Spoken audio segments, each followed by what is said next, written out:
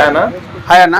So మీరు ఇప్పుడు recent times లో ఇప్పుడు భార్యలు భర్తలను చంపేస్తారు పెళ్ళైన కొన్ని రోజులకి అక్రమ సంబంధాలు ఏదో ఉంది. సో ఒకవేళ మరి ఇప్పుడు మగాడి పరిస్థితి ఏంది? ఒకవేళ పెళ్లి చేసుకోవాలంటారా? మొగోళ్ళ పరిస్థితి చాలా దారుణం అయిపోయిందన్న. ఇలాంటి పరిస్థితి ఈ కలియుగంలో రావడం, ఈ కలియుగంలో నేను పుట్టడం నాకు చాలా బాధాకరం అనిపిస్తుంది. ఎందుకంటే ఇలా ఎప్పుడు కూడా త్రేతాయుగం కానీ ద్వాపర యుగం కానీ గడిచిన కాలంలో ఎప్పుడు కూడా మనకు ఇలాంటి మొగజాతికి ఇలాంటి పరిస్థితి ఎప్పుడు రాలేదు.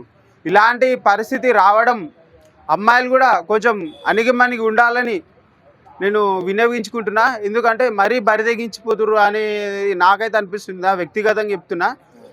ఎందుకంటే మరీ ఇంతగా దిగజారిపోవద్దు. సమాజం కోసం దేశం కోసం పనిచేయాలి, సమాజం కోసం బతకాలి. కానీ ఇట్లా పిచ్చి పిచ్చి పనులు చేసి తల్లిదండ్రులను మనం మోసం చేస్తున్నట్టు మనం భావించాలి.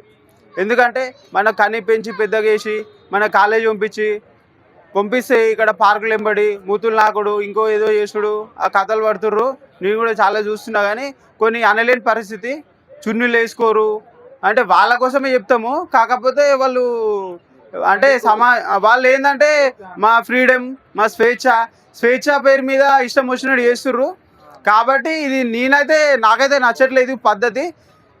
అమ్మాయిలకు ముఖ్యంగా నేను చెప్పాలి, పెళ్లి విషయానికి వస్తే మాత్రం ఈ అబ్బాయిలు పెళ్లి చేసుకోకుండా ఉన్నదే ఉత్తమమైన పని. 30 వచ్చిందా 40 వచ్చినా సపడాక జాబ్ చేసుకోండి, సపడాక బయట ఏమన్నా అది వేరే గంటల. కానీ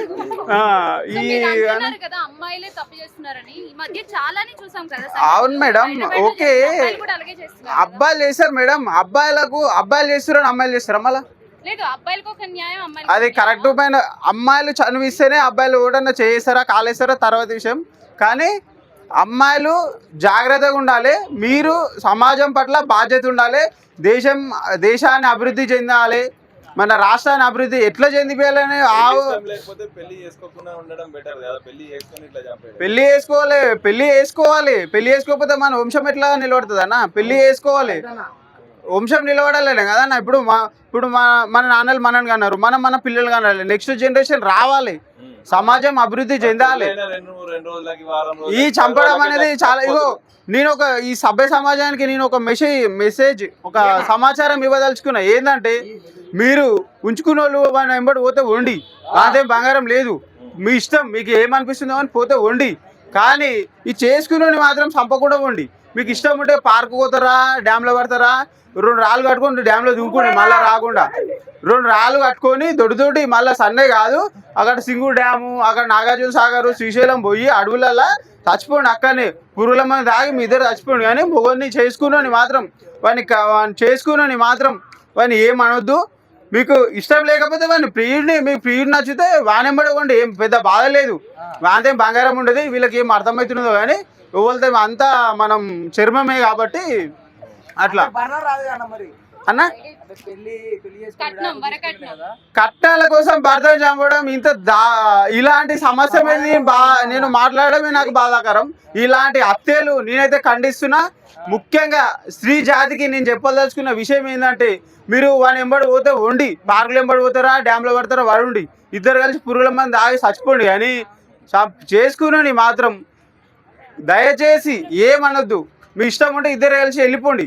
పెళ్లి కాకముందే చెప్పండి, నేను వాడిని ప్రేమిస్తున్నా, నాకు వాడే కావాలంటే అక్కడ నాశనమై ఎట్లనో వారు ఆడతారు అక్కడ అని. మీ దిక్కుమాల పనులు చేసుడుకు మీ తల్లిదండ్రులకు చెడ్డ పేరు, అలాగే సమాజానికి చెడ్డ పేరు. పలానోని ఇట్లా భార్య ఇట్లా పోయిందని అదొక చెడ్డ పేరు. కాబట్టి తక్షణమే ఇలాంటి పనులు స్త్రీ జాతికి నేను చెప్పదలుచుకున్న విషయం ఏంటంటే, మొగోళ్ళని బతకనేయండి. ముందే సాయం చక్కగా లేకపోతున్నారు. ముందే ఉన్నారు కొంతమంది ఉన్నారు. కలియుగంలో మొగాళ్ళ జాతి మొత్తం అంతరించిపోతుంది, మొగోళ్ళు అంతరించిపోతారు. కాబట్టి సభ్య సమాజానికి నేను చెప్పాల్సుకున్న విషయం ఏంటంటే, మొగాళ్ళని జర బతకనేయండి. మీరు చచ్చిపోండి డ్యామ్లో కానీ, లేకపోతే పెద్ద లారీ వస్తుంది 8 టైర్లు దాని కింద వాడి చచ్చిపోండి. కానీ మొగాళ్ళని ఏమనకుండా వాళ్ళని ఎంబడి పోతే పోండి. కానీ భర్తలు మాత్రం చంపకండి దయచేసి, నా విన్నపం.